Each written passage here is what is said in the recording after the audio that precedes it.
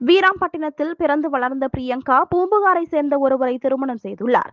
அவரது கணவர் இரண்டாவது திருமணம் செய்து கொண்ட காரணத்தினால் பிரியங்கா தனது சொந்த ஊரான வீராம்பட்டினத்திற்கு திரும்பியுள்ளார்.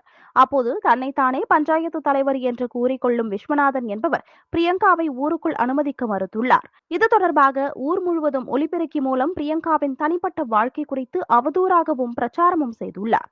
தனிப்பட்ட விவகாரங்களில் பஞ்சாயத்துகள் தலையிடக்கூடாது என்ற உயர்நீதிமன்றம் மற்றும் உச்சநீதிமன்ற தீர்ப்புகளை மீறி 700 பேர் முன்னிலையில் பிரியங்காவின் வாழ்க்கையை விசாரிக்கப் போவதாக விஸ்வநாதன் அறிவித்துள்ளார்.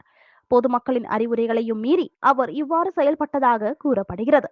இந்த தாக்குதலுக்கு பின்னால் பெரும் பணபலம் இருப்பதாக வழக்கறிஞர் லெனின் குற்றம் சாட்டியுள்ளார். தற்போது இந்த விவகாரம் நீதிமன்றத்தின் கவனத்திற்கு கொண்டு செல்லப்பட்டுள்ளது.